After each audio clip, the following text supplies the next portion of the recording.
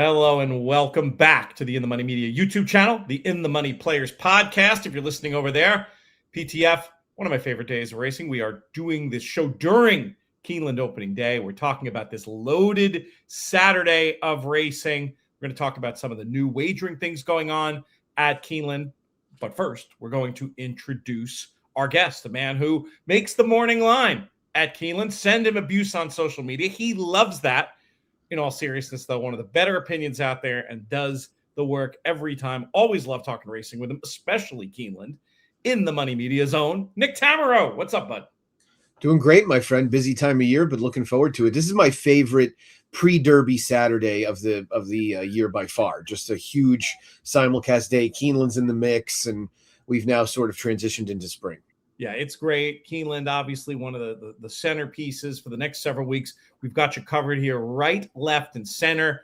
InTheMoneyPodcast.com. You'll get to read Eric Solomon's analysis. We've also got stuff coming down the In the Money Plus pipeline on Keeneland. You're going to want to check that out as well. Plus, it's time to start thinking about the In the Money Media Derby package. I told you I was getting to the end of my tether, Nick. My mouth words are leaving me, but I'll keep it together for the shows that we have to do. But I did mention about some new wagering opportunities at Keeneland, famous for the innovative and oft-copied, not that Jim Goodman minds, I'm sure, but the all-turf pick threes that have been populating around racetracks around the country. They originated at Keeneland. That's back. And there's a new pick three as well. Tell us a little about that. Yeah, $3 late pick three beginning on the obviously third to last race. This is a concept, I guess, that kind of morphed from the all-turf pick threes, and Keeneland is implementing one. It's at a 15% takeout, which obviously is outstanding. In addition to their pick five, which is also at a 15% takeout, they have raised the minimum on Superfectus to 50 cents, and they've raised the pick threes to $1. So some of the minimums are higher. I talked to Chris Larmy yesterday on his podcast about this. And so, I want to dispel the notion that some people have that higher minimums are beneficial to computerized players when it is actually the opposite. Right. Yeah. So higher minimums are good for the rank and file horse player. So hopefully we'll see tracks continue to push this direction. We're seeing a good bit of it already. And I think the more of it, the better. We'll go down the math rabbit hole on that on another show. I don't want to get too far in there, but I suffice it to say I completely agree. Player-friendly initiatives. Another cool thing about this late pick three is we're going to talk about all these three races on the card, and I do think it's one of these bets you can play it in conjunction with the pick five that we're going to be talking about. You have an opportunity to horses that don't quite make the cut, horses you really want to maximize. There's a lot of different things you can do. I'm very excited to participate in this wager. Speaking of exciting betting things coming up at Keeneland next weekend, the Grade 1 Gamble. Go to Keeneland.com, get all the details. And I know one place you can play if you can't. Make it to Keeneland if you can, and get in touch with Jim soon, because if you want a seat, you're going to probably, don't want to turn up that morning. He'll probably find a way to accommodate you, but, don't make the man crazy. But you can also play on twinspires.com, who we talk about all the time on these airwaves. So a lot of ways to get involved. Probably some feeders this week as well. So check out twinspires.com. Look for all the opportunities regarding their partner track over at Keeneland. Okay, with all that out of the way, Nick, it's time to start looking at these races. We've got an all-stakes pick five. I'm very much looking forward to playing this, on our bet share we do for part of our ITM Inner Circle. The best results we've had have been in these all-stakes type of sequences. This one kicks off with the Commonwealth going 7 furlongs on the dirt. And I guess the key question in here is anybody going to be able to lay a glove on Saudi Crown? It doesn't look like it on paper, and BU coming out to go to the Carter makes the competition that's running at him late look a little less stout. He's just a lot quicker than these horses early, and it feels like he's going to be able to establish command without much trouble. He's a horse that's been a little more difficult to trust as his career's gone by. I don't really know if he ever ran back to that big Saudi Cup effort in 2024, but the version of him that we've seen in his most recent starts, even without Lasix, maybe saved that Hanshin. That was a little bit tougher field than he could handle. That version will win. And I think that's probably what we'll get. If you're looking for alternatives, Crazy Mason and Trackmate are two of them. Trackmate, obviously, for Rusty Arnold, all-time winningest trainer at Keeneland. Looks like he doesn't have to be that far off of it. That would help him for sure. And Crazy Mason's just a big one-run closer. I mean, he's going to need something unforeseen to happen pace-wise in order to get the right setup. He is a quality horse, though, so him jumping up is not out of the realm of possibility. Would you use Crazy Mason at all on tickets? Would you use anybody on tickets besides Saudi Crown? I mean, I think I would have probably 4 to 5 units on Saudi Crown for every 1 unit I had on them. Gotcha. But I will list them both in the picks. And I do take the track mate point, and that's one that I'm going to be listing as a backup and trying to sneak somewhere on our ITM Inner Circle tickets. Let's move to race number 8, Nick, the Appalachian Grade 2, going a mile on the turf for these 3-year-old fillies. Who do you like in here?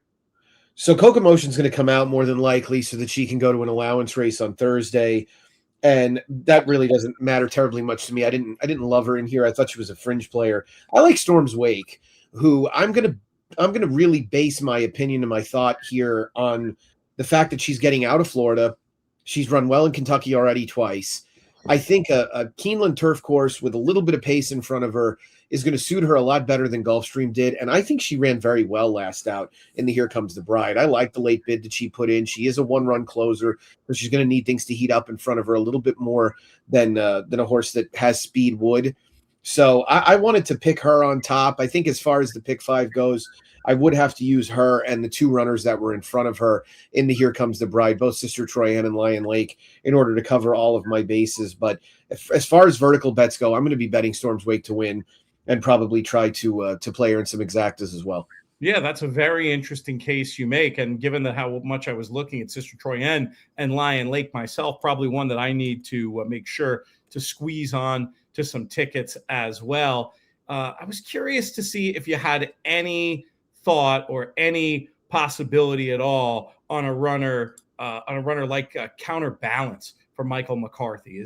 I mean, horse looks a little bit slow, but I was just wondering as another one who maybe could try to get a little piece in here underneath. That's who I had third in my picks. Can you see that one at all? Is the post too much of a problem? Is the speed too much of a problem? I mean, honestly, I think if this horse gets in the money, it's going to be because she goes to the lead and gets run down. I'm thinking with the outside post and with Saez, you're probably planning on a front-running trip or a forwardly placed trip. There really isn't a confirmed true front-runner. Sister Troyan wants to stalk, but is now going to IRAD, so is likelier to get probably more of a patient trip. With Coca Motion coming out, maybe Machado getting on the 1 means that she'll be forward. He's a pretty aggressive jockey. She was close to a relatively hot pace on dirt 3 back, and within range of a decent pace 2 back. So, yeah, I mean, I have a hard time respecting California turf form in Kentucky. That's kind of the biggest problem, even though so much of their racing is shifting to the turf. So she looked more like an outsider to me. But if you wanted to tell me you wanted to play her underneath at a price, no argument. That was the thought. 9-8-11 for me, 6-9-8 for Nick. As we move on to the hinge of this late pick 5, the Madison Stakes, Grade 1 action. We're going 7 furlongs. Who's going to win it? Yeah, I wish I had a better opinion in here. I mean, I have no confidence whatsoever. I know I really don't want to bet Grand Job, who feels like the stars were completely aligned last time out. They bet her off the board. She had a great trip, slow pace, went on with it. I mean, I say slow, and people are going to look down and say, what is he talking about? But if you're a Timeform US user, this was a blue pace at every point of call, and she ended up winning comfortably. I liked Ragtime, and then my quandary there is I had not seen a lot of Ragtime workouts. I went back and watched her last few workouts, and they didn't look good, and that made me worried. She was getting outworked regularly by the competition, so that kind of cold watered me on her a little bit. I don't trust Our Disaster at 7 furlongs, where she's going to take heat early. But at the same time, I say to myself, is Mystic Lake really going to put heat on her? Safi's going to run a speed horse against his speed horse. So then you enter into the equation, well, maybe she wires the field. Is that the most ridiculous idea? I think if I was putting out a pick publicly, I'd pick Sterling Silver, because she always fires. She's a lunge pail type that doesn't need her to bring her racetrack with her. She seems to run every single time. So I feel confident that she'll get in there. I just think she's more of an underneath candidate than really a win candidate. I suppose Eclatant gets some respect and deserves it off the big allowance win, but that was with Lasix. Maybe she's turned the corner as a 4-year-old. She's drawn on the rail, which isn't the most ideal spot. I think without droning on and on in this, Pete, I would use in this race probably every bit of the 1, 2, 4, and 6, and find a way to use the other 4 as backups. Quite honestly, because I think any of these 8 horses can win. It's open. I was going to try to make the case for Clicquot in here, who has some very nice figures now coming back as a 4-year-old. I thought you could make a case that some of those could improve and seem like one to me who, given the 7 furlong, given the course and distance effort in the second career start, might just like this better than the longer distances she was running at. Do you see that one? I mean, obviously you said they could all win, so you see her a little bit, but what kind of price do you think she's going to be? And do you think she might not be a bad way to center things in here? Yeah, I think she's, hopefully I got the morning line right. I think I made her 6-1. That says more about the depth of this field than it does her chance to win. I think there's going to be a lot of people that embrace the cutback on her. Brendan is not the greatest cutback trainer around, but at the same time, I think that she's every bit a win candidate, and might fall. One of the guys that you trust most when there's a pace scenario that you have to adapt to is Pratt. Yeah. So if they're going, Pratt's going to take her back and let her make one run, and she was effective sprinting in the past anyway. Yeah. One thing I'll say about the turnback, not to push back fully, but just to have the conversation. I would worry more about a trainer's stat with turnbacks if it was like a deliberate turnback as like a fitness move in the same form cycle or 6 weeks away. But when it's a seasonal debut, it reads to me almost like a reboot of, okay, maybe this is really what this one wants to do after all, after the campaign last year that was pointing distaff. You know what I mean? It's less like I'm not liking it. I'm not liking the turnback so much as I'm saying, hey, maybe this is what she wants to do. Does that make sense? It's possible. I mean, I think if you ask them what their plan is, I think it's to see how she runs in this race and then decide whether they're going to the Derby City Distaff or the La Troyenne. Yeah, that's probably going into a grade 1 next time. If she runs well at 7/8, it's sort of a bonus because now you've got to fill, and there are major grade 1 races at 7 furlongs throughout the year. You've got a filly for those. And if she looks like a router who just quite couldn't get there at 7/8, well, then you're going to the La Troyenne. Nitrogen's going to the Apple Blossom. So you've got some room there for a grade 1 opportunity again. Excellent point. So let's go to race number 10, the Shakertown, 5.5 on the turf. I did want to recap the picks in the Madison. You had a 2-1-4-6. Yes. I wrote down 3, 1, and 2. Now on to the Shakertown. Who wins it? Oh, my goodness. I mean, you want to talk about wide open. This is a really tough race to have a firm opinion on. I mean, I like My Boy Prince. You don't see a 12 furlong to 5 furlong cutback very often, and he actually almost did it to the tune of winning. Probably if you give him Litigation's trip in there, he wins as well.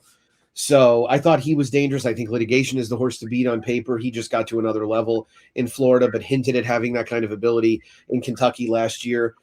I think that there's enough pace and it's all shifted outside that this tempo should set up a late runner. I've always reminded myself, really give the speed horses a long look at Keeneland sprinting on the turf. But I think with them all being lined up on the far outside, there's a real chance that they'll go quickly enough to set it up for somebody off of it. So I think the two I would feel the most confident in are the two, My Boy Prince and Litigation as well. So those would be my main two.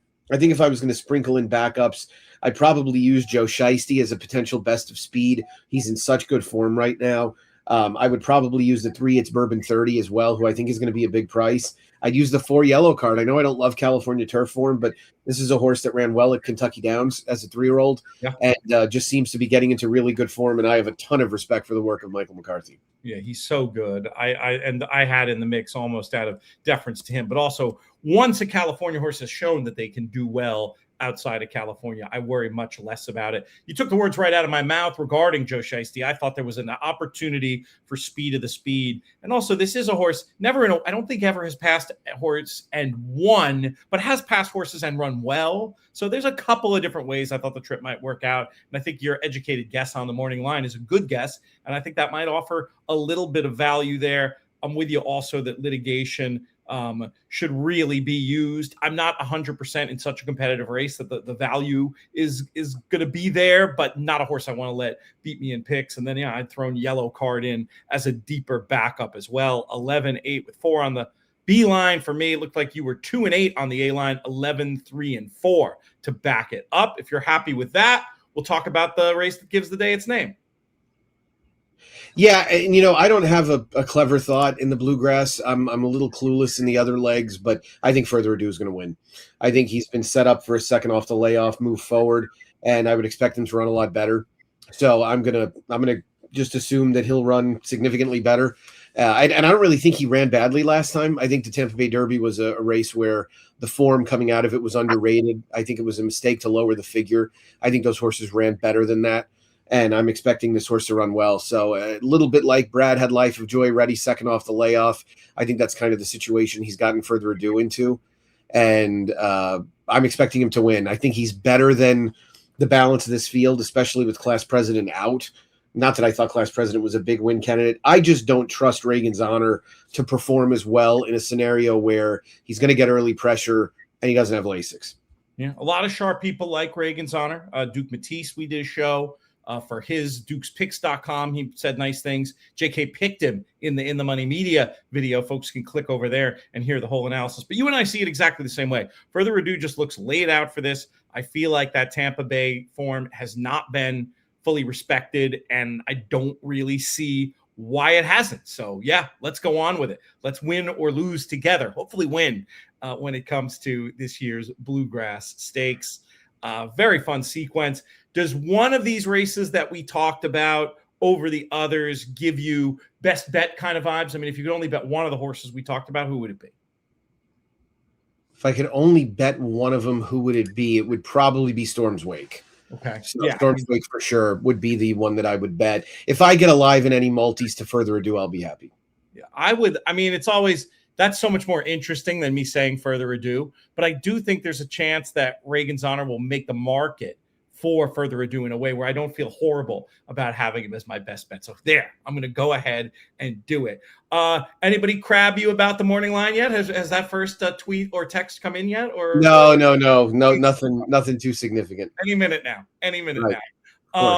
Great having you here, Nick. We'll follow your work all meet long. We'll have you back here a whole bunch of times, and you're going to be a big part of our In the Money Media Derby coverage as well. Don't know why I can't say the name of the company today, but In the Money Plus, that Derby package, it's worth a lot more than what we charge for it. Folks should check it out. I'm working on some new exciting things now as well. InTheMoneyPodcast.com/plus. All right, Nick, great stuff. If you're an In the Money Plus subscriber, you'll also get to hear what we have to say about Aqueduct over there. We're going to go over maybe the pick six on that card. We'll do that production meeting outside the show. But for now, make sure you rate, review, and subscribe to the In the Money Media channel. And also drop us a comment. Who do you think is going to win the Bluegrass? Who's your best bet on this stakes-laden Keeneland card?